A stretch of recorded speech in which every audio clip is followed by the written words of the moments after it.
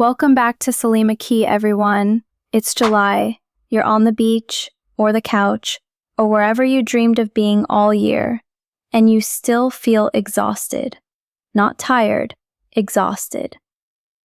If your body finally got the break it wanted, but your mind never got the memo, you're not lazy and you're not broken. You're living through something real, summer burnout. And today, I'm going to show you exactly why it's happening and exactly how to fix it before the summer is over.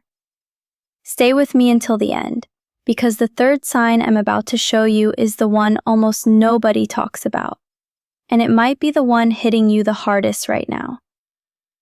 Let's not waste time with a textbook definition. Let's talk about what this actually feels like, because I know you're here because something feels off.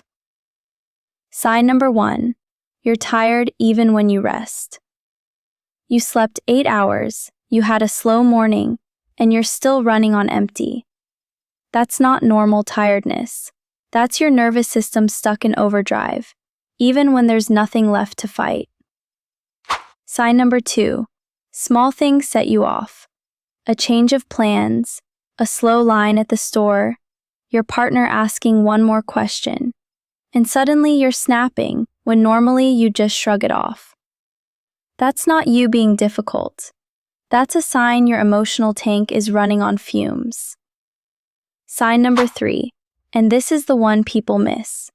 You feel guilty for being tired, in the middle of the best season of the year. Everyone around you seems to be having the time of their life. Your feed is full of beach trips and sunset dinners. And instead of feeling inspired, you feel like you're falling behind on your own happiness. That quiet guilt? That's one of the clearest signs of summer burnout, because it means the pressure to enjoy yourself has become its own kind of stress. Sign number 4, you're avoiding things you used to love. Plans you were excited about a month ago now feel like a burden. Even fun feels like effort. That's your brain protecting whatever energy it has left. Sign number 5, your sleep is a mess, and so is your mood. Hot nights, restless sleep, and mornings that feel heavier than they should. Poor sleep and low mood feed each other in a loop that's very hard to break on your own. I'm here for you if you recognize yourself in even one of these. So let's talk about why this is happening, and more importantly, how to get out of it. Here's the truth. Summer isn't automatically restful. It's disruptive. Your routine collapses. No fixed schedule, no predictable rhythm, and your brain relies on routine to feel safe. When that structure disappears, anxiety quietly moves in to fill the space. Your social calendar explodes. Barbecues, weddings, trips, reunions, and every yes costs you energy you don't always have. Add the heat, which raises your stress hormone cortisol and wrecks your deep sleep, and you have a body and mind working overtime just to keep up, while everyone around you insists this is supposed to be the easy season.